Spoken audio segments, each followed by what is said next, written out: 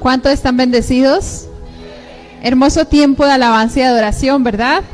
Démosle un fuerte aplauso al Espíritu Santo por este precioso tiempo. Se lo merece. Quiero que me acompañe al libro de Hebreos capítulo 7. Hebreos capítulo 7.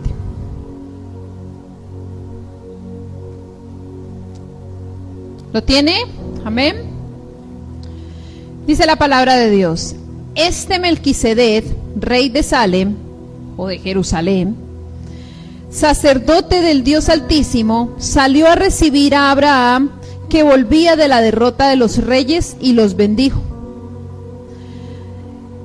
A él asimismo dio Abraham los diezmos de todo.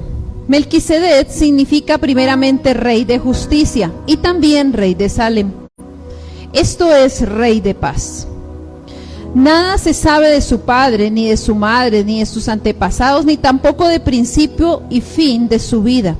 Y así, a semejanza del Hijo de Dios, permanece sacerdote para siempre. Considerad pues cuán grande era este a quien aún Abraham, el patriarca, dio diezmos del botín. Ciertamente, los que de entre los hijos de Leví recibieron el sacerdocio tienen mandamiento de tomar del pueblo del diezmo según la ley, es decir, de sus hermanos, aunque estos también sean descendientes de Abraham. Pero aquel cuya genealogía no es contada de entre ellos, tomó de Abraham los diezmos y bendijo al que tenía las promesas. Y sin discusión alguna, el menor es bendecido por el mayor. Y aquí ciertamente reciben los diezmos hombres mortales, pero allí uno de quien se da testimonio de que vive. Por decirlo así, en Abraham pagó el diezmo también Leví, que recibe los diezmos, porque aún estaba en las entrañas de su padre cuando Melquisedec le salió al encuentro. Este pasaje es bien interesante. Incluso habla de un tema que algunos creen que solamente se menciona en el Antiguo Testamento, pero no es así. En varias partes se menciona en el Nuevo Testamento. Pero sí nos enseña cómo el diezmo ya existía desde antes de que fuera ley. O sea que tampoco es un mandato de la ley. Ya existía de antes. Ya se había establecido de antes por Abraham. La palabra en Hebreos 7 nos deja ver varios puntos y yo quiero compartírselos a usted rápidamente. Abraham tuvo una gran bendición. Él venía de una batalla y derrotó al enemigo. Por ende, en esa época y mucho tiempo después y mucho antes, cuando se derrotaba al enemigo, se obtenía un botín. Incluso el pastor nos ha compartido en una ocasión una prédica que habla de eso, ¿verdad? No tener guerras si no va a haber botín. ¿Para qué estar en una guerra si no va a haber recompensa? Y eso era lo que pasaba. Abraham tuvo una guerra, ganó la guerra y obtuvo un botín. Pero dice la palabra que cuando llegó y se presentó ante el sacerdote Melquisedec, que era el siervo de Dios Altísimo, dice que él salió a recibirlo y lo bendijo, ¿verdad? Melquisedec lo bendice. Pero Abraham, en recompensa de esa bendición o en su actitud de agradecimiento con él, lo que llega a hacer es, dice que llega y presenta los diezmos de ese botín. Es decir, la 10ª parte de ese botín. Si el botín eran 100, pues presentó 10, ¿verdad? Entonces dice que él presenta la 10ª parte por todo lo que obtuvo, no por una parte del botín, sino por todo el botín. Todo lo que ganó lo entregó. Y se lo presentó a Melquisedec, el sacerdote de Dios Altísimo. Es decir, aquel que lo había bendecido. Que había declarado una bendición sobre su vida. Después sigue le estoy parafraseando lo que acabamos de leer.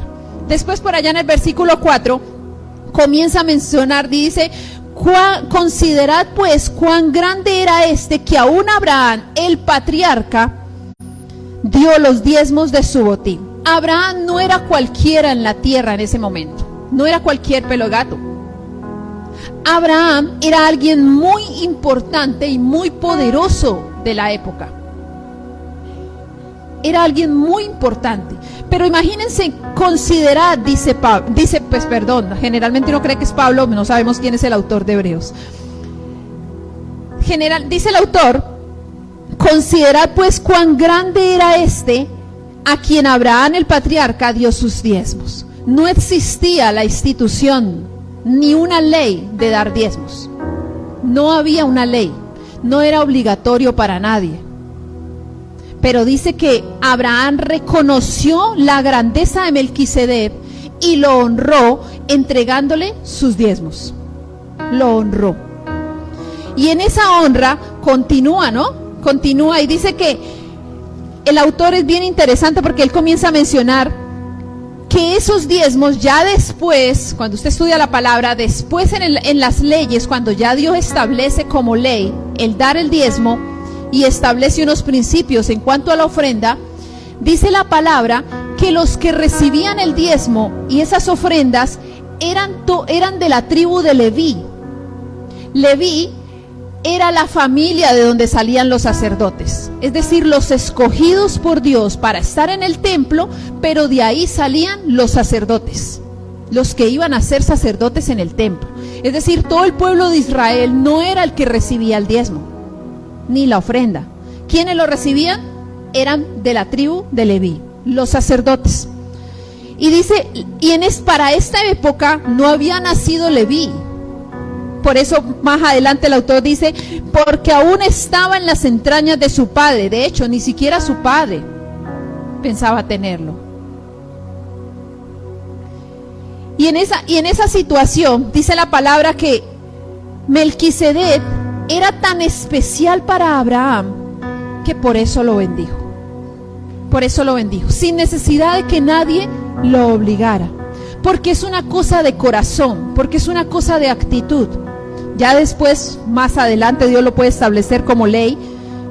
Pero en este momento, él estaba reconociendo y dando honra al sacerdote de Dios Altísimo. Después dice por allá en el 8, incluso en el 5, aquí lo reciben hombres mortales. El diezmo lo reciben hombres mortales. Y es evidente, ¿verdad? Es evidente. Pero dice algo. Ellos son quienes lo administran. Pero es bien interesante, mire, y aquí ciertamente reciben los diezmos hombres mortales, versículo 8. Pero allí uno de quien se da testimonio de que vive. ¿De quién está hablando si no es de Jesús? Es el que da testimonio porque conoce nuestros corazones, porque conoce nuestra actitud. Y cuando usted lee el versículo 9 y 10, se da cuenta que Abraham pagó el diezmo. ¿Sabe por qué? Finalmente lo hizo por sus generaciones. Porque quien iba a recibirlo a futuro iba a ser uno de sus nietos. La familia entera de sus nietos, Leví. Lo hizo por generaciones, por una generación sacerdotal. Hoy en día no está lo de las tribus.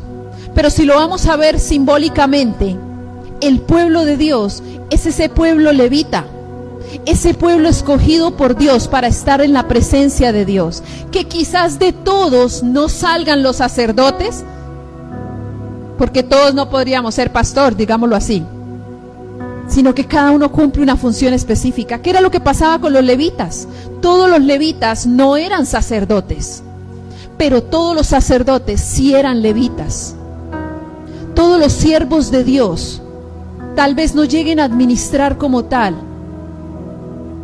una iglesia local, pero sí todos los que la administran tienen que pertenecer al pueblo de Dios. ¿Y son quienes administran? Sí, pero quien da testimonio de nuestro corazón es Dios. Por eso es algo de actitud. El dar el diezmo, una ofrenda, es por una generación sacerdotal, porque todos sí somos llamados a estar delante de la presencia de Dios. Para eso es que lo hacemos, por una generación sacerdotal, por nuestra vida sacerdotal, por nuestra relación con Dios sacerdotal. ¿Le administran hombres? Sí, para que se extienda el reino de Dios.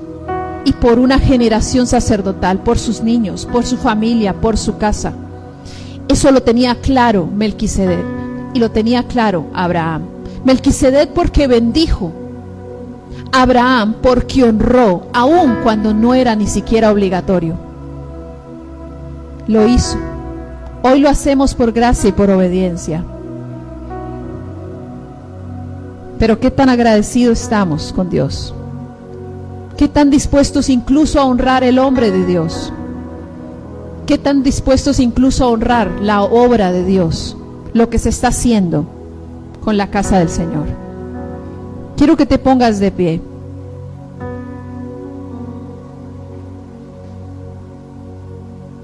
Nosotros honramos, muchas veces ni siquiera porque alguien lo merezca. Generalmente es por eso. Honramos porque nosotros somos hombres y mujeres de honra. Tú honras primeramente porque tú eres de honra. Si vas a honrar hoy la casa del Señor y la obra que se está haciendo, dale gracias. Y hónralo hoy por tus generaciones. Por tus generaciones. Dile al Señor Dios, gracias por permitirme honrar tu casa. Como decía David, Señor, de lo recibido de tu mano, del botín, Señor, que nos has dado en cada batalla, hoy queremos bendecir tu casa. Queremos honrarte a ti, Señor. Así como Melquisedec, Señor, bendijo a Abraham, Señor, esta casa también, Señor Jesús, recibimos bendición constante, Señor, del siervo de Dios sobre nuestras vidas, para recibir tu palabra y seguir creciendo. Que también en nuestra actitud podamos honrarle, Señor. Gracias te damos por este precioso tiempo y porque nos permites hacer parte, Señor, de ese pueblo, Señor, escogido por ti, Señor, para servir en tu casa. Dele gracias a Dios porque le permite hacer parte de ese pueblo escogido, para estar delante de su presencia. Gracias, amado Rey, por este precioso tiempo que nos permites para adorarte a ti y honrarte primeramente a ti. Bendigo, Señor, cada una de estas vidas, así como tú, Señor, nos bendices cada día, Señor. Que tus bendiciones, Señor, se extiendan en esta casa, Señor, en cada uno de tus hijos. Que tus bendiciones se extiendan en este lugar, Señor. Como cuando fue ungido Abraham, Señor, que el aceite fue derramado en su cabeza, pero fue bajando a todo el cuerpo, Señor. Que la bendición que tú nos das, Señor, a mi esposo y a mí, Señor, también pueda ser bendición. Como siempre sueles hacerlo, cada vez que venimos aquí, te pedimos, Señor, que puedas llevarte, por favor, nuestras cargas, puedas llevarte nuestros temores, puedas llevarte nuestras preocupaciones. Sabes que el Señor me mostraba que hay muchas personas en la iglesia que están batallando con temores, que están batallando con miedos, que están batallando con inseguridades. Y la palabra del Señor dice que el amor de Dios echa fuera todo temor. Y si ese es tu caso, yo quiero que levantes tu mano derecha y recibas el amor del Señor en esta mañana, que te hace libre del temor. Personas que quizás hoy pueden tener temor al faltante. Dios me muestra gente luchando en sus pensamientos y dicen, Señor, ¿y cómo voy a salir adelante esta semana? Señor, ¿cómo voy a llevar el sustento a mi casa esta semana? Señor, ¿cómo voy a pagar las deudas? Señor, ¿cuándo llegará un nuevo empleo, un nuevo trabajo, una nueva oportunidad? Hoy el verdadero amor del Señor te hace libre del temor. Gente luchando en sus mentes, en su corazón, porque quizás han sido diagnosticados con alguna enfermedad.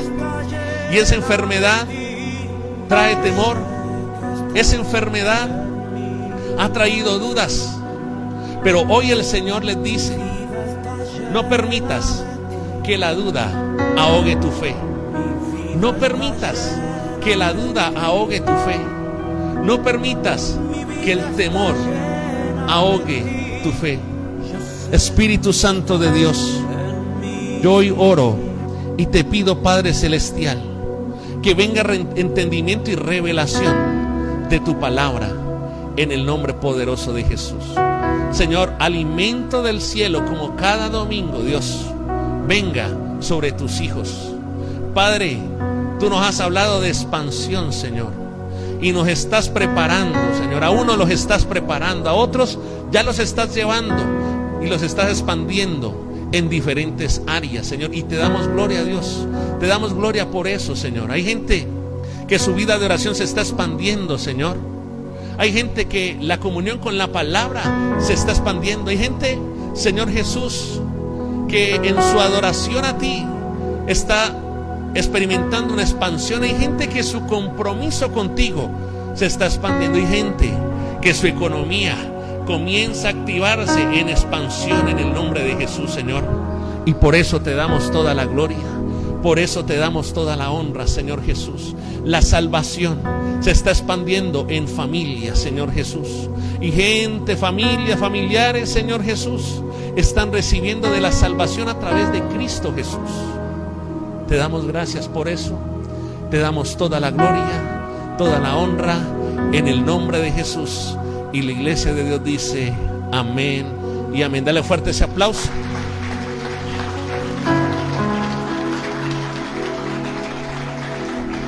Quiero que me acompañe a Marcos capítulo 2, por favor. El libro de San Marcos. Saludamos también a las personas que nos ven a través de las redes sociales desde diferentes lugares y que también nos van a ver en diferido. Dios les continúe bendiciendo. Y a las personas que vienen hoy por primera vez a la iglesia, vamos a darle un fuerte aplauso al Señor de bienvenida. Bienvenido, bienvenida. Esta es tu casa. Marcos capítulo 2, versículo 18. Marcos capítulo 2, versículo 18 al 22. Mira lo que dice la palabra. Rápidamente, Marcos es el segundo evangelio en el Nuevo Testamento. Primero en Mateo y segundo en Marcos. Si no trajo Biblia, hágase al lado de un cristiano que se la comparta, por favor. Si trajo su celular, búsquela allí. Dice la palabra en Marcos 2:18. Y los discípulos de Juan, ¿los discípulos de quién? De Juan. Y los de los fariseos ayunaban. ¿Qué hacían ellos? Uy, esto aquí viene una gran enseñanza, ¿no? Y yo no quiero que usted me malinterprete. Acuérdese que cristiano que no ora, el diablo se lo devora. Cristiano que no ayuna, el diablo se lo desayuna, hermano. Pero ¿sabe qué es lo primero que yo veo cuando leo estas pocas palabras? Es que uno puede llegar a ser fariseo y ayunar. Wow, qué tremendo. Uno puede llegar a ser un fariseo y ayunar. Y dice, y vinieron y le dijeron, ¿por qué los discípulos de Juan y los de los fariseos ayunan y tus discípulos no ayunan? Jesús les dijo, ¿acaso pueden los que están de bodas ayunar mientras está con ellos el esposo? Entre tanto que tienen consigo al esposo, no pueden ayunar. Pero vendrán días cuando el esposo les será quitado, y entonces en aquellos días, ¿qué? Ayunarán. Quiero adelantarme un poquitico para explicarle. Esta palabra en ninguna manera te quiere desincentivar a que no ayunes. No, el contexto es que los discípulos estaban con Jesús porque Jesús es el esposo. ¿Cuántos saben eso? Y la iglesia es la esposa. Pero lo que el Señor les estaba diciendo a los fariseos sin entendimiento, a los odres viejos que representan los fariseos, le están diciendo, mientras yo esté con los discípulos, ellos no tienen necesidad de ayunar porque yo estoy con ellos. Pero cuando yo sea arrebatado y vaya a la cruz y muera, entonces vendrán días donde tendrán que ayunar. ¿Cuántos me están entendiendo acá? Ahora bien, dice la palabra, pero vendrán días cuando el esposo les será quitado, y entonces en aquellos días ayunarán. Miren lo que dice el versículo 21. Nadie pone remiendo de paño nuevo en vestido viejo. ¿Sí se acuerda del pantalón del pastor? ¿Sí se acuerda del testimonio? Sí, el pantalón que me gusta y se me rompió. Y le dije a mi suegra, porque ella también trabaja en costura, que me ayudara a arreglar el pantalón porque me gustaba ese pantalón. Y ella le colocó un parchecito de tela nueva. ¿Y qué pasó? Que cuando iba por la calle, y quedó bien cosido, ¿no? Pero cuando iba por la calle, hermano, hice un mal movimiento cuando se hizo peor. ¿Qué cosa? La rotura. Y dice la escritura: y nadie echa, verso 22, vino nuevo en odres viejos. De otra manera el vino nuevo rompe, ¿qué cosa? Los odres. Mire lo que me conseguí, iglesia. El odre, un pequeño odre que ahora lo vamos a utilizar. ¿Cuántos se acordaron de su vieja vida cuando iban a la cabalgata a jartar ron, chirrinchi, aguardiente? Yo me mato. Sí, usted lo veía así, y con el gorro, ¿no? O cuando salían a la cabalgata acá de Santander, de Quilichao, de Cali a la feria. Oiga, usted sabe lo que yo dije: no puede ser que ya vaya a acabar la serie de los odres y no me consigue. Vea, esto ya no se consigue, hermano. Ayer yo estaba haciendo una tarea, yo conozco gente en Santander, un poquitico de gente, y yo le dije: varón, usted se va a reír. Una persona que es profesor universitario y él fue secretario de Hacienda 2 veces de esta ciudad, pero le he cogido mucho aprecio. Y le decía: yo estoy llamando a los conocidos que tienen un amor al licor. Él se reía, ¿no? Usted está en la lista, hermano. Y usted se acuerda, hermano, cuando bebía de la botica de cuero, y se reía, me decía: mira que a mí se me dañó la botica. Y eso ayer buscamos, y hermano, el que busca encuentra, y la teníamos más cerca de lo que esperábamos. Entonces, cuando está hablando del odre, ¿sí? Dice la palabra: nadie echa vino nuevo en odres viejos. De otra manera, el vino nuevo, ¿qué pasa? El vino nuevo rompe los odres, y el vino se derrama, y los odres se pierden. Pero el vino nuevo, ¿en qué? En odres nuevos se ha de echar. ¿El vino nuevo en dónde se tiene que echar? En un odre nuevo. Mira, quiero que presten mucha atención, porque hoy tengo que decir algo muy específico. No voy a tener tiempo para retomar un poquito, como siempre lo hago, lo que trabajamos en el culto anterior. Si es la primera vez, te invito a que puedas verte toda la serie desde enero. Si de pronto es la segunda vez que vienes, puedas verte las otras prédicas también. Y quiero centrarme en algo. Hay 3 grupos de personas, según San Marcos 2, 18 al 22. 3 grupos de personas. El primero son los discípulos de Juan el Bautista. El segundo grupo de personas son los discípulos de los fariseos. Y el tercer grupo de personas son los discípulos de Jesús. ¿Los discípulos de quién? De Jesús.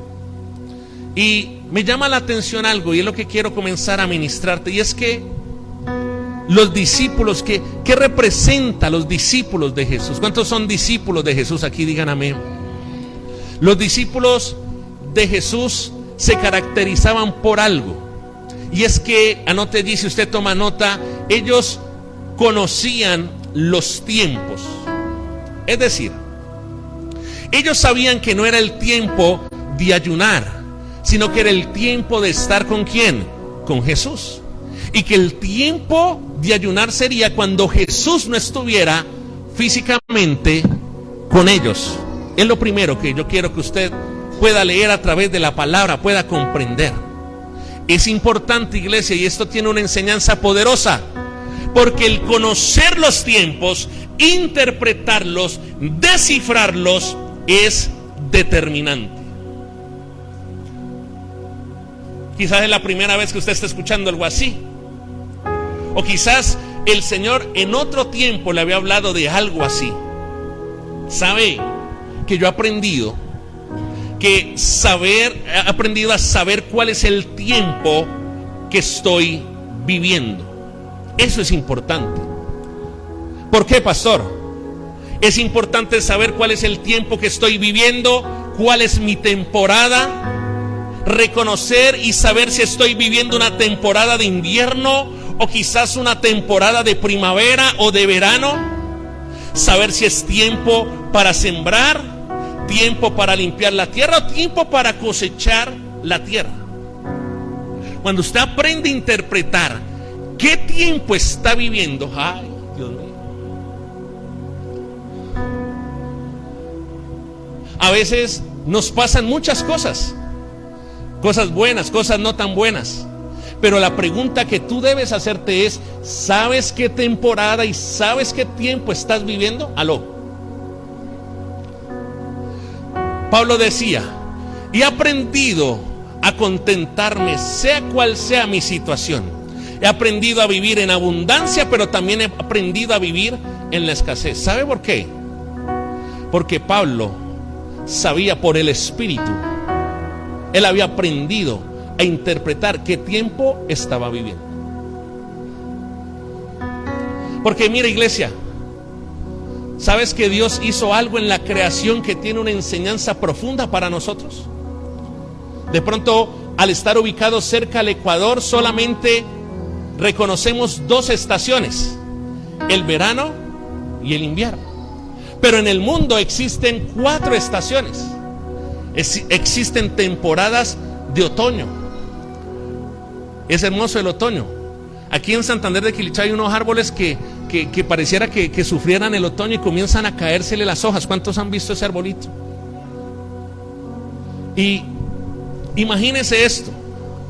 Imagínese al árbol que está en una temporada de otoño llorando, quejándose porque las hojas se le están cayendo. ¿Puede imaginarse eso? Y el árbol diciendo, Señor, yo te oro y te pido que no se me caigan las hojitas. Pero pregunta, ¿en qué temporada está el árbol? En otoño. Hay temporadas de invierno donde hay un frío espantoso. Imagínese la gente en Estados Unidos, en Norteamérica, ahorita hace un par de semanas o meses, un mes atrás, estaba viviendo tiempos y temporada de invierno, un invierno brutal. Imagínese un habitante que desconoce o que no comprende que está en una etapa de invierno, orando o haciendo cosas para que esté en verano. ¿Me está entendiendo un poquito? Esto es profundo y esto es poderoso. Porque como hijos de Dios no hemos aprendido a leer, a interpretar, a conocer en qué temporada en medio del proceso nos encontramos. Cuando usted tiene esa revelación, usted puede interpretar y decir, Señor, estoy viviendo un otoño, es decir, lo viejo, las hojas viejas están cayendo de mi vida. Y entonces no hay tristeza, no hay dolor, sino que aceptas el proceso porque lo entiendes, aceptas la temporada porque lo entiendes y sabes y estás completamente convencido y convencida de que tu primavera llega. Aló. Si estás viviendo un tiempo de primavera, un tiempo de abundancia, entonces le das gracias al Señor, le das la gloria a Dios, pero también eres sabio y preparas la bendición, la cosecha que estás teniendo también para el verano y también para el invierno. Aló. Los discípulos, ellos sabían en qué tiempo estaban viviendo, porque la vida, vuelvo y te lo repito, la vida es de estaciones. ¿Qué es la vida? De estaciones. La vida es de temporadas. Y quiero que tú tengas algo y te vayas con una tranquilidad en el corazón hoy, y es que las vamos a vivir todas, todas. Yo no te puedo mentir y decirte que no vas a vivir temporadas de otoño donde se te cae hasta los dientes, hermano. Estos días me decía alguien, pastor, a fulanito ya se le cayeron 2 muelas. Le mandó a decir que no ore más, porque yo le dije a él, si seguís sin ir a la iglesia, voy a orar para que te caigan la muela. Ya le han caído 2. Entonces le mandó a decir con alguien de la iglesia, pastor, que no ore más porque ya van 2 muelas. Yo dije, no, hasta que no venga a la iglesia, yo ya se la sentencié. Entonces yo no te puedo decir que no vas a tener temporadas de otoño, porque las vas a tener. Vas a tener temporadas de invierno, pero aún en medio del invierno espiritual que puedas vivir, debes ser sabio y entendido y pasar el invierno. Es decir, el invierno no te puede matar espiritualmente. Aló. Todos vamos a pasar y hemos pasado por temporadas de invierno espiritual, donde no quieres orar, donde no quieres venir a la iglesia, porque estás en una temporada de invierno. Pero uno, ¿qué hace cuando está haciendo mucho frío? Uno se consigue un abrigo, se consigue una chaqueta. ¿Estamos o no estamos? Te consigues botas. Es decir, eso, si bien no va a cambiar la temporada, te prepara para afrontar la temporada de la manera correcta. Aló. Mire, vamos a vivir siempre todas las temporadas, pero es de sabios el aprender a reconocer cuál estamos viviendo, para de esa manera saber qué hacer. Mire lo que dice Proverbios 6, acompáñeme por favor. Proverbios capítulo 6, rápidamente. Dice la escritura, Proverbios capítulo 6, versículos 6 al 11. Proverbios 6. Y si usted le puede leer esta palabra a la persona que está a su lado con voz de trompeta, sería extraordinario. Dice la escritura: ve a la hormiga, oh perezoso, mira sus caminos, y sé qué, la cual, no teniendo capitán, ni gobernador, ni señor, prepara ¿en dónde? ¿Y el verano qué es? Una estación. El verano es una estación, y dice: prepara en el verano su ¿qué? Su comida, y recoge en el tiempo de la siega, es decir, en el tiempo de la cosecha. ¿La cosecha qué es? Es otra temporada. Y recoge en el verano su comida, y recoge en el tiempo de la siega su mantenimiento. Dice: perezoso, ¿hasta cuándo has de dormir? ¿Cuándo te levantarás de tu sueño? Un poco de sueño, un poco de dormitar. Pero yo quiero que usted se enfoque en algo. Yo le hago una pregunta. ¿La hormiga sabe cuándo? O sea, a la hormiga alguien le dice: ve, hormiga, este es el verano, este es el invierno. No. Ella tiene algo en su ser. Ella puede interpretar en qué estación de su vida se encuentra. ¿Sí ve? A veces los animalitos tienen cosas que nosotros no. Wow. Pregúntele a la persona que está a su lado: ¿en qué temporada estás viviendo? Esa es una pregunta que no nos la hacen, es una pregunta que no nos hacemos. Pero me llama la atención. Mire que la palabra dice: prepara. Prepara. Ante una estación, ante una temporada, siempre debemos estar preparados. Tener la sabiduría, saber qué hacer. Mire lo que dice Primera de Crónicas. Esta palabra te va abriendo más el entendimiento, porque quizás es la primera vez que algunos le predican una palabra de estas. Cuando yo sé cuál es mi temporada, qué temporada estoy viviendo, yo puedo tener paz en mi corazón, sabiendo primero que ninguna temporada es eterna. Ninguna temporada es eterna. Es decir, si estás en un verano espantoso, que se te quema todo, hermano, se le quema hasta el agua, tenga en su corazón la certeza y la confianza que ese verano espantoso no va a durar para siempre. Después vendrá el tiempo de la primavera. ¿Cuántos dicen amén? Si estás viviendo un invierno muy fuerte, se está congelando cosas en tu vida espiritual, tu vida en oración, prepárate para asumir ese invierno de una manera sabia, viniendo a la iglesia, conectándote a las oraciones, yendo al discipulado. Eso te ayudará a protegerte de la temporada de invierno que puedas estar experimentando. Aló. Pero mire lo que dice Primera de Crónicas, capítulo 12, versículo 32. Ya lo tiene, vaya, búsquelo, porque quiero que lo leamos todos juntos. Primera de Crónicas 12, 32. Dice la palabra del Señor.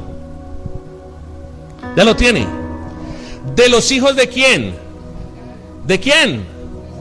200 principales, entendidos en qué cosa, y que sabían que lo que Israel debía hacer, cuyo dicho seguían todos sus hermanos. ¿Quiénes eran los hijos de Isaacar? Entendidos en los tiempos y que sabían lo que tenían que hacer. ¿Sabe que hay mucha gente que no sabe obviamente lo que estamos hablando? No sabe qué tiempo está, no saben qué temporada está, y por ende, como dice la escritura, no saben qué hacer, no saben qué es lo que deben hacer, no saben en qué temporada está su matrimonio, su relación de pareja, no saben cuál es la temporada que está viviendo sus hijos, no saben. Y no saben qué hacer con ellos, no saben qué hacer con su matrimonio, no saben qué hacer con sus hijos, no saben en qué temporada está su economía, no lo saben. Y no saben qué hacer con su economía. Y por eso están allí pataleando, porque no han aprendido a interpretar cuál es el tiempo. Los discípulos de Jesús equivalen a los odres nuevos. Cuando usted es un odre nuevo, usted puede interpretar los tiempos. Aló. Cuando usted es un odre nuevo, usted sabe cuál es el tiempo que está viviendo, cuál es su temporada, cuál es su estación. Usted sabe. Mire, los discípulos de Juan y los discípulos de los fariseos no conocían los tiempos porque eran odres ¿qué? Odres viejos. El odre nuevo conoce los tiempos, los puede interpretar y los puede discernir. Pero también, anote allí, número 2. Un odre nuevo puede identificar lo que ya se ha anunciado. Escríbalo. ¿Por qué los discípulos estaban con Jesús? ¿Por qué este grupo de gente estaba con Jesús y no estaba con los fariseos y no estaba con los discípulos de Juan, no estaba con Juan el Bautista? ¿Por qué? Porque un odre nuevo sabe y entiende, identifica el mensaje que se había anunciado. El mensaje de Cristo en la tierra se había anunciado años atrás, pero solo unos pocos pudieron comprender cuando Cristo se hizo carne y estuvo en la tierra. Aló. Solo un odre nuevo puede identificar lo que ya se ha anunciado. Un odre viejo no. Por eso los fariseos nunca entendieron que Jesús era el vino nuevo que se había anunciado en el pasado, en la antigüedad. No lo entendieron. Los fariseos representan ¿qué cosa? El odre viejo. Y esto me lleva a pensar lo siguiente, iglesia. Y es que un odre nuevo, ¿por qué necesitamos ser un odre nuevo? Recuerde el segundo punto. Un odre nuevo puede identificar lo que ya se ha anunciado, lo que ya se ha profetizado. Y aquí le voy a comenzar a hablar cosas profundas y por favor no se me pierda. Un odre nuevo entiende lo profético. ¿Sabe por qué usted y yo necesitamos ser odres nuevos? Porque podemos entender lo profético. Hay gente que no entiende lo profético, lo que está sucediendo, y no entiende lo que va a suceder. Un odre nuevo no solamente entiende lo profético, sino que es sensible a lo profético. Aló. Y un odre nuevo no solamente entiende lo profético, no es sensible a lo profético, sino que se mueve por lo profético. No por sus emociones, no por su carne, no por el mundo, no por el espíritu del mundo, no, se mueve por lo profético. Aló. Mire, los discípulos de Jesús estaban atentos. Escuche, escriba esto que es lo tercero. Los discípulos de Jesús estaban atentos al mensaje del tiempo. Los odres nuevos reconocen y saben cuál es el mensaje de parte de Dios para este tiempo. Aló. Los odres nuevos, porque estaban con Jesús. Porque los odres nuevos saben cuál es la palabra. El hombre, la mujer, la mamá, el papá, el hijo que es odre nuevo, sabe cuál es la palabra para este tiempo. Sabe cuál es la palabra para su vida. Sabe cuál es la palabra para su familia en este tiempo. Sabe cuál es la palabra para la ciudad. Cuál es la palabra para la nación. Sabe cuál es la palabra para la iglesia. ¿Sabes tú cuál es la palabra? ¿Sabes tú cuál es el mensaje de Dios para este tiempo, para tu vida, para tus hijos? Solo unos pocos lo saben. Solo unos pocos saben cuál es el mensaje para este tiempo, para sus hijos, porque si lo supieran, traerían ese mensaje del Espíritu al corazón de su familia, al corazón de su esposo, al corazón de su esposa, al corazón de sus hijos. Ay. Pregúntele a la persona que está a su lado, ¿sabe cuál es el mensaje? Pregúntele. ¿Sabe cuál es el mensaje de Dios en este tiempo? Para su vida, para su familia, para la ciudad, para la nación. ¿Sabes cuál es la palabra? ¿Cuál es el mensaje de Dios para esta temporada?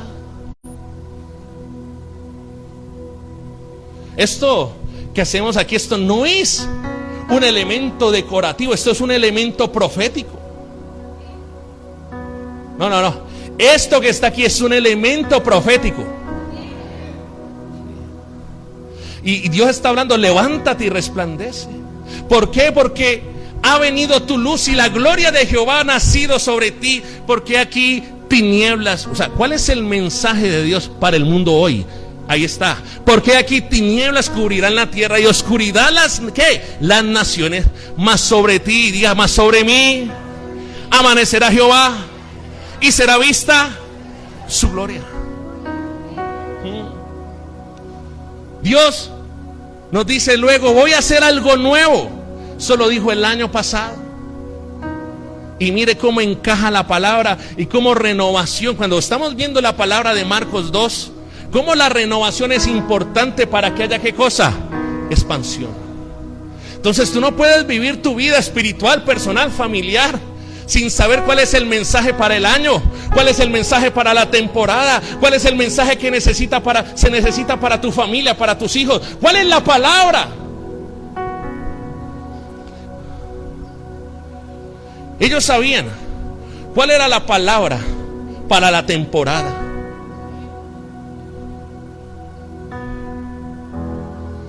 Lo cuarto, anótelo allí.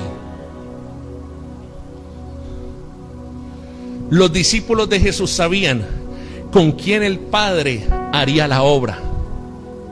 Por eso estaban con Jesús y no estaban con los fariseos. Porque ellos sabían que Jesucristo, con Cristo, el Padre iba a hacer la obra. ¿Aló? Ellos entendieron quién les estaba visitando. Ellos entendieron que Jesús humanado, encarnado, les estaba visitando. Ellos sabían quién era la persona de Jesús. Un odre nuevo, anote allí. Un odre nuevo sabe cuál es el vino nuevo que está necesitando. Es decir, un odre nuevo es claro en la visión. Tiene claridad en la visión. Los discípulos, odres nuevos de Jesús, sabían que Cristo era el vino nuevo que ellos necesitaban. ¿Sabe que ese problema se sigue repitiendo hoy en día? Y por eso mucha gente en las ciudades, en las naciones, no vienen a la iglesia porque todavía son odres viejos. Y no son conscientes y no se les ha revelado que lo que necesitan se llama Cristo.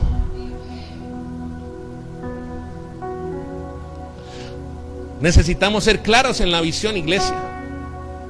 Alguien alguna vez dijo, el que no sabe para dónde va, cualquier bus le sirve. Se lo repito, anótelo allí. El que no sabe para dónde va, cualquier bus le sirve. Y a ti no te puede servir cualquier bus. No. A ti lo único que te puede servir se llama Cristo. Mire, Jesús es el vino nuevo. Y todo lo que proviene del Espíritu es innovador, es fresco y rompe las estructuras viejas. ¿Qué estaba haciendo Cristo con los fariseos? Rompiéndolos en pedazos. Rompiendo la religión, rompiendo el fariseísmo, rompiendo las estructuras. Y yo le estoy hablando, mire, si usted ha tomado nota, porque quiero que nos centremos, le estoy preparando para que nos centremos en el corazón del mensaje de hoy, que tiene que ver con expansión, pero tiene que ver con odres y tiene que ver con vino nuevo que es Cristo. Y yo le estoy hablando a usted de tiempo, le estoy hablando de la persona y le estoy hablando de la visita de Jesús. Y lo sexto, yo quiero que Flor me ayude por favor aquí. Pongan la atención.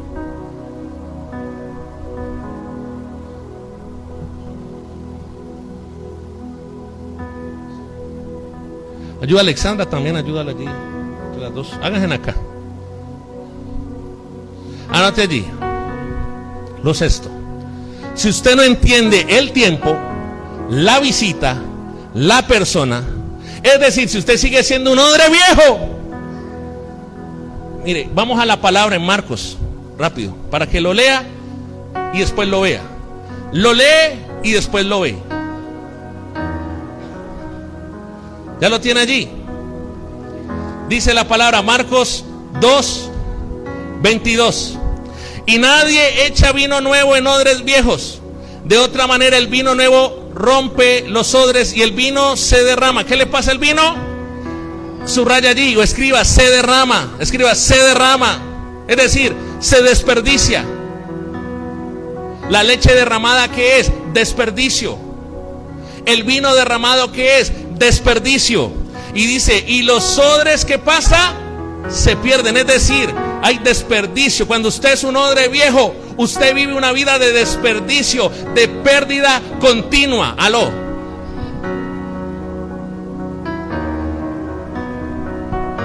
Vea, ponga la atención aquí a esto. Este es el odre. Jesús es el vino nuevo. Y el vino nuevo en odre nuevo, ¿se ha de qué? Se ha de echar. Y mire cómo está el odre, está flaquito, porque no hay nada en él. Pero ¿qué comienza a suceder? Colóquemela allí el embudo, señorita. Mire, él está delgadito. Comienza a echarle vino, hija, pero téngame ahí el embudo porque échele ahí sin vergüenza. Quítele la tapa porque con ese chorrito, hermana. Eso, hágale. Mire, mire, suave, suave, suave, suave, más suavecito. Más suavecito, mire, mire. Échele más, échele más. Échele todo, ahora sí, todo, todo, todo. Pero ¿qué pasa? ¿Cómo es el odre? ¿Cómo está el odre? Y entonces está perdiendo lo que se está depositando sobre el odre. ¿Está viendo? Échele más, échele más, échele todo. Échele todo. Entonces, ¿el odre se va a expandir o no se va a expandir? Échele más, mire, mire, échele todo, sin vergüenza, hágale más, hágale más. Mire, mire. El vino nuevo en odre nuevo se ha de qué? De echar. Mire, yo quiero que usted ponga atención, sigue echando. Algunos aquí son un odre viejo, que no son capaces de retener la bendición que Dios está derramando sobre ellos. El problema no es Dios, el problema no es tu pastor, el problema no es la iglesia, el problema es tú, que eres un odre ¿qué? Mire lo que pasa con un odre viejo, vea. Entonces Dios te da economía. No es que Dios no te dé finanzas, es que eres un odre viejo.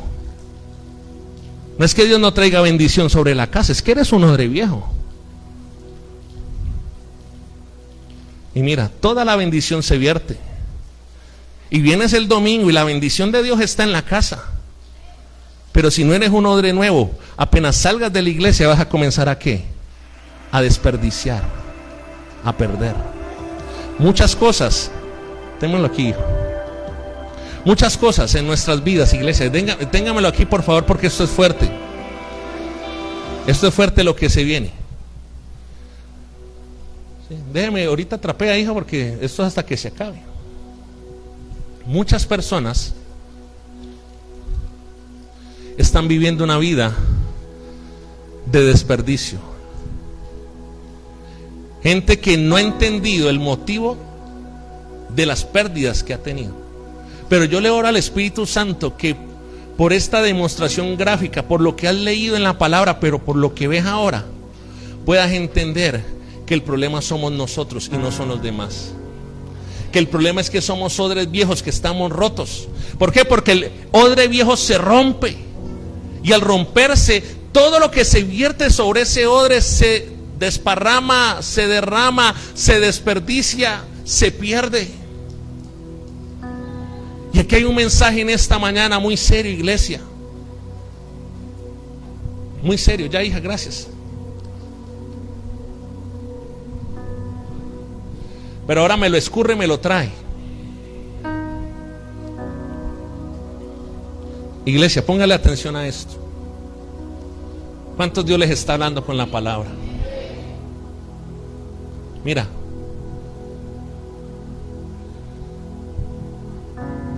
¿Qué te quiere hablar Dios con esto?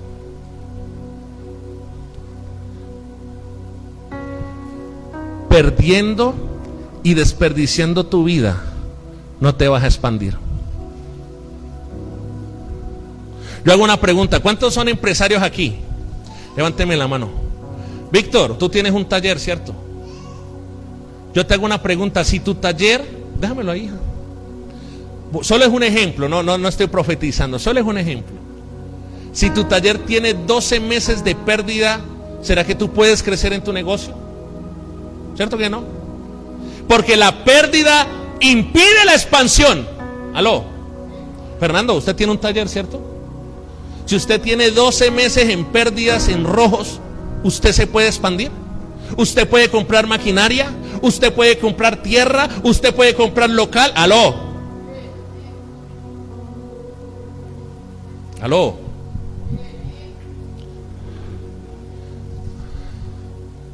Usted necesita ser un odre nuevo. Mire, la falta de renovación, anote allí, te lleva a vivir una vida de desperdicio y de pérdida. La falta de renovación te lleva a vivir una vida de desperdicio y de pérdida. ¿Pérdida de qué? Pérdida de recursos, desperdicio de tiempo. Mire, tenemos que ser sinceros, iglesia. Desperdiciamos tanto tiempo en cosas que no sacian.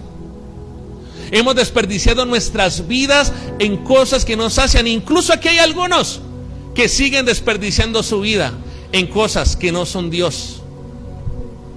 Desperdiciamos y tenemos una pérdida de recursos, desperdiciamos tiempo, tenemos pérdida de gente. Escribe allí, pérdida de gente, es decir, pérdida de personas valiosas que son de bendición para nuestras vidas. Las perdemos cuando nosotros tenemos un corazón que es un odre viejo. Yo conozco gente. Mire, usted debe comprender que bendición no es solamente plata, que bendición no es solamente recursos económicos, bendición también es gente. Aló, es gente. Y Dios coloca y quiere colocar a nuestro alrededor gente que es de bendición. Aló. Pero a veces nosotros perdemos gente de nuestras vidas. Y claro, Dios sacará lo malo, gente que te rodea que es mala, y la alejará para preservarte. Está claro. Pero hay veces donde somos nosotros mismos los que perdemos la gente, perdemos personas valiosas que son de bendición para nuestras vidas porque somos un odre viejo. ¿Sabe por qué perdemos familias? ¿Sabe por qué hay familias que se pierden? Porque somos odres viejos. Porque un odre viejo siempre tendrá pérdida, una vida de pérdida, de desperdicio. Yo quiero que tú medites y pienses en este momento cuántas cosas has perdido por ser un odre viejo. Se pierde la familia, se pierde la economía. Somos un odre viejo. Póngale cuidado aquí lo que se viene, que es poderoso. Un odre viejo pierde continuamente recursos económicos, así que revísese. Un odre viejo pierde oportunidades, ¿sabía eso?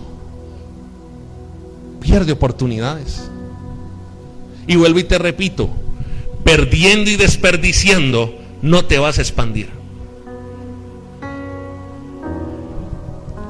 ¿Sabe que las oportunidades solo las aprovecharán los odres nuevos? Y los odres viejos la pierden. Y sabe que en esto hay algo que el Señor me estaba hablando para la iglesia, para todos nosotros, y es que nos estamos perdiendo, iglesia, la oportunidad de pasar tiempo con Dios. y la vida se te está yendo y no te has dado cuenta. Escúchame. Le decía a mi esposa, y ahorita voy con esto. Le decía a mi hija, le decía a mi esposa, hay una persona que le decía: ven y busca de Dios, ven y trae tu familia, ven y busca de Dios, ven y trae tu familia, ven y busca de Dios, ven y trae tu familia. Y me escribe esta semana, me dice: pastor, mi mamá murió. Perdimos el tiempo. ¿Y tú qué estás esperando? A perder más tiempo. A que no solamente tengas pérdida de tiempo, sino que tengas pérdida de un ser querido, de alguien que amas, de un hijo, de una hija, de un hermano, de unos padres. Aló. Estamos perdiendo tiempo, iglesia, de pasar tiempo con el Señor, por estar distraídos en cosas que no son el cielo, en cosas que no son Cristo. Yo te digo algo, y es que no sigas perdiendo tu tiempo y no sigas desperdiciando tu vida. Determínate a cumplir el propósito de Dios y a cumplir la asignación y la misión que Dios te ha mandado a hacer. Mire, yo le voy a decir una cosa, con todo respeto y con toda humildad. Anote estas dos cosas. Mire, yo podría ser, de hecho lo soy, yo soy un gran profesional. Pero cuando yo le digo que yo podría ser un gran profesional, es decir, yo podría ser un gran empresario, yo podría tener mucha plata, yo podría trabajar en la política, yo podría trabajar en la empresa privada, pero sería un fracasado. ¿Sabía eso? ¿Cómo así, pastor? ¡Claro! Porque mire, le voy a dejar una definición de éxito y de fracaso según Dios. Tener éxito es trabajar en aquello que Dios te ha mandado a hacer. ¿Cuántos dicen amén? Escríbalo. Tener éxito es trabajar en aquello que Dios te ha mandado a hacer. Y ser un fracaso es tener éxito en cualquier cosa diferente a lo que Dios te ha mandado a hacer. Hay mucha gente fracasada en la tierra. Hay gente que está teniendo éxito en muchas cosas, sí, pero recuerde, fracaso es tener éxito en cualquier otra cosa diferente a lo que Dios te ha mandado a hacer. Así que no seas un fracasado, no seas una fracasada. Más bien, ocúpate en trabajar en aquello que Dios te ha mandado a hacer. ¿Cuántos dicen amén? Yo quiero que usted levante sus manos, cierre sus ojos y repita conmigo esto en el espíritu, no como una lora mojada, no. Y diga conmigo: Señor Jesús, no quiero desperdiciar más mi vida. Dile: Señor Jesús, no quiero desperdiciar más mi tiempo. Dile: Señor Jesús, no quiero desperdiciar todo aquello que has colocado en mí.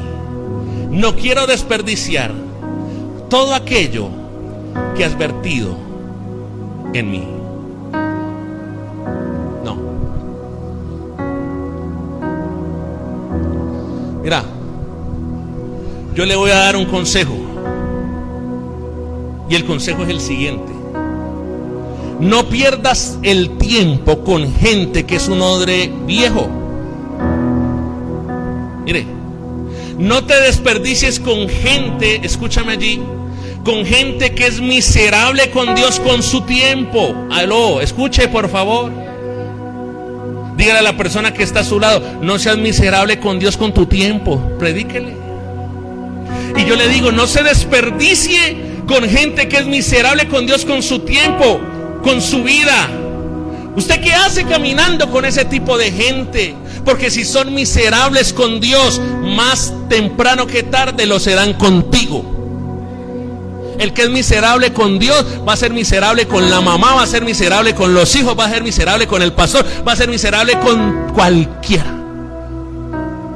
Aló. Mire, la gente que es odre viejo, usted no puede perder el tiempo con ellos porque ellos nunca entenderán lo nuevo. Pero entiéndame esto, no quiere decir, es que el problema no es que sea odre viejo. Yo le estoy hablando de gente que no se ha querido renovar, porque todos en algún momento de nuestras vidas hemos sido odres viejos. Y yo creo que si usted está aquí hoy es porque usted ha tomado la decisión de dejarse renovar por el Espíritu de Dios. El problema es de la gente que quiere seguir siendo un odre viejo. Los fariseos nunca quisieron cambiar su naturaleza, se quedaron allí siendo odres viejos, religiosos, y por eso nunca llegaron a conocer la deidad de Cristo.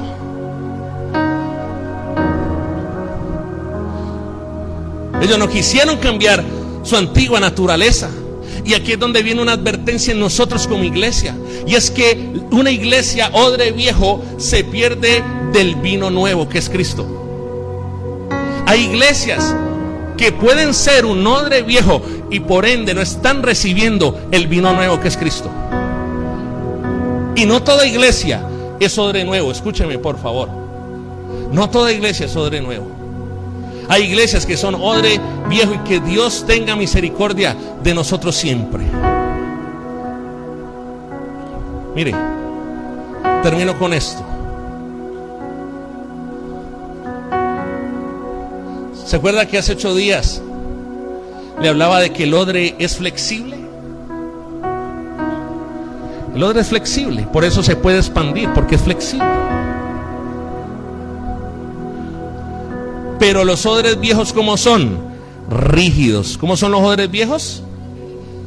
Y yo quiero que captes aquí el mensaje y me acompañes a Marcos 2, 18 al 20, y después pasamos a San Juan 12, del 3 al 8.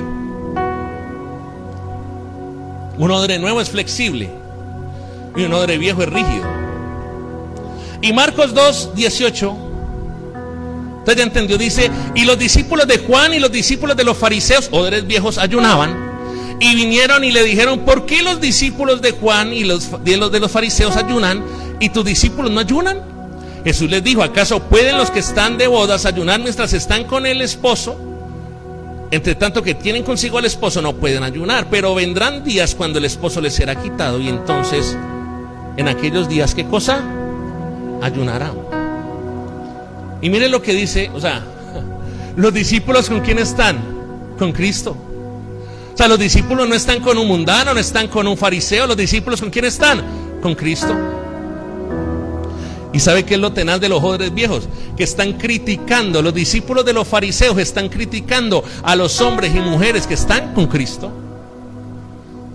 Es decir, son tan rígidos para con Dios, para con las cosas de Dios. Increíble, ¿no? Y mire lo que dice San Juan, capítulo 12, vaya rápidamente. San Juan capítulo 12, versículo 13 en adelante, yo se lo leo. San Juan 12:3 dice: entonces María tomó una libra de perfume de nardo puro de mucho precio. ¿Cómo era el nardo? De mucho precio. Y dice: y ungió los pies de Jesús y los enjuagó con sus cabellos, y la casa se llenó del olor del perfume. Y dijo uno de sus discípulos: ¿pero quién sería? Judas Iscariote, hijo de Simón, el que le había de entregar. ¿Por qué? Diga conmigo, ¿por qué no fue este perfume vendido por 300 denarios y dado a los pobres? Pero dijo esto no porque se cuidara de los pobres, sino porque era ladrón. ¿Cómo era Judas? Dígale a la persona que está sola: deje de ser ladrón, dígale. Y teniendo la bolsa, sustraía de lo que se echaba en ella. Entonces Jesús dijo: déjala, porque el día de mi sepultura se ha guardado eso. Vea, póngale atención. El primer escenario que vimos, Marcos 2, 18 al 21, gente rígida con Jesús y sus discípulos porque están en comunión con Dios. Segundo escenario, gente rígida, farisea. Judas era un fariseo, ahí quedó más que demostrado. Rígido porque una mujer estaba ofreciendo algo de alto precio al Señor. ¿Y eso qué tiene que ver? Que muchas veces, escúcheme por favor y reciba esto, para que identifique qué áreas de odres viejos usted tiene en su vida. Porque muchas veces somos flexibles con el mundo, pero rígidos para con las cosas de Dios. Aló. ¿Cómo así, pastor? Como alguna vez le escuché a un familiar de alguien aquí, de una familia aquí: es que el culto tiene que durar 2 horas. Si no es así, entonces igual yo me voy porque ya llamé al domicilio. rígidos para con Dios. Una mujer le estaba ofreciendo lo mejor de sí, rígidos. ¿Por qué no se le da a los pobres? Estaban los discípulos teniendo comunión con Jesús, no estaban ayunando, porque estaban con el Cordero allí, estaban con el Señor, y la gente criticando. Un odre viejo es rígido para con Dios, pero flexible, tibio y liviano para con las cosas del mundo. Aló. Ay, hasta 10,000 pesos doy de ofrenda para el Señor, para la hora, pero de allí más no doy. Rígido, ¿para con quién? Para con Dios. Ay, que agradezca el pastor que solo voy al culto, porque de allí a más compromisos no doy más. ¿Qué es eso? Rígido, pero ¿para quién? Para con Dios. Ahí uno se da cuenta que uno es un odre viejo. Yo tengo cuadrada, mira, hay gente que le dice así: no, pastor, yo tengo cuadrada mi agenda. O sea, esos sí son rigurosos en su agenda. Yo tengo cuadrada mi agenda con el Señor y asisto cada 15 días y nada me va a hacer cambiar eso. ¿Qué es eso? Un odre viejo que es rígido, pero para con Dios. Tú no seas rígido ni rígida para con Dios. Antes sé flexible para el Señor. Que te puedas expandir, que tu compromiso se pueda expandir más para con Dios. Aló. Mire, un odre viejo no puede conocer a Jesús, solo conoce la religión. Un odre viejo no puede conocer a Jesús, solo conoce la religión. Los fariseos nunca pudieron conocer a Jesús, por eso lo crucificaron. Ellos no conocieron a Jesús en su esencia, en su forma, en su persona. Un odre viejo, como lo vimos hoy, echa a perder todo lo que se vierte en él. Todo lo que se vierte en él se pierde. Y sabe, entienda esto, mire.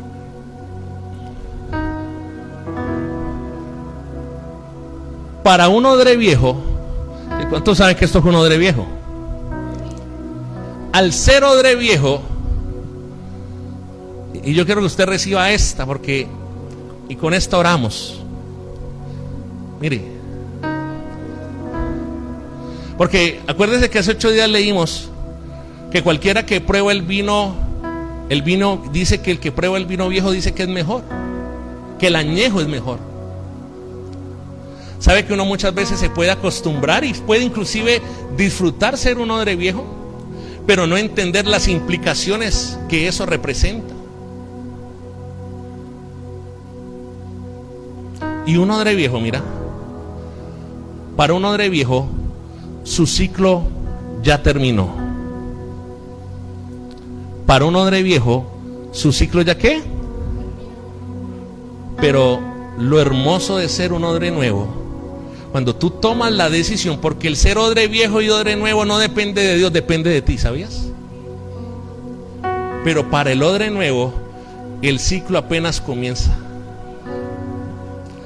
¿Cuál de los dos usted va a elegir? Para el odre nuevo, el ciclo apenas comienza. ¿Y eso qué significa, iglesia del Señor? Que levanta tus manos, por favor, y recibe esto. Si tú tomas la decisión de ser un odre nuevo, significa que Dios no ha terminado contigo. Dios solamente termina con los odres viejos porque ya terminaron su ciclo. Pero si tú tomas la decisión de ser un odre nuevo, significa que Dios está empezando un nuevo ciclo contigo, si lo crees. Oh Señor. Y yo oro, Señor Jesús, cuando usted es un odre viejo, usted cree que el propósito se acabó, que la bendición se acabó. Pero cuando usted es un odre nuevo, usted entiende en el Espíritu que lo mejor de Dios está para tu vida empezando nuevamente. Hay un ciclo nuevo. Hay un ciclo nuevo que se activa en tu vida hoy. Hay un ciclo nuevo. Hay cosas nuevas que comienzan hoy. Para un odre viejo cree que el ministerio ya se acabó. Para un matrimonio que es odre viejo cree que el matrimonio ya se acabó. Cuando tú tienes un matrimonio que es un odre nuevo, entiendes que apenas lo mejor de tu matrimonio está por comenzar. Hay un ciclo nuevo que está por comenzar. Cuando usted tiene una mentalidad de odre viejo, usted cree que su situación económica ya es catastrófica, ya fue el final. Pero cuando usted es un odre nuevo, usted entiende que viene una mayor abundancia para su vida, para su familia, para la obra de sus manos. ¿Cuánto le dan un aplauso al Señor?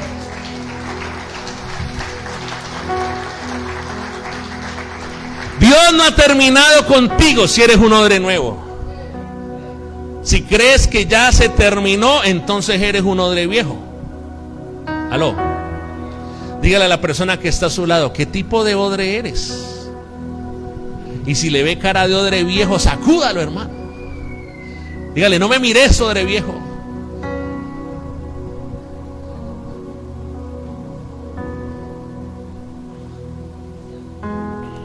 Mire, yo quiero que se ponga de pie. ¿Cuántos a Dios les ha hablado? Levante sus manos, por favor. Espíritu Santo de Dios, gracias, Señor, por tu palabra. Gracias, Señor, porque nos has hablado a lo profundo del corazón, Dios. Te pedimos que esta iglesia, por favor, pueda ser un odre nuevo delante de ti. Estamos orando por tiempos nuevos, estamos orando por cosas nuevas, Señor. Que cada hombre y mujer pueda ser un odre nuevo, que cada matrimonio, cada hogar pueda ser un odre nuevo. Te lo pedimos en esta hora en el nombre de Jesús.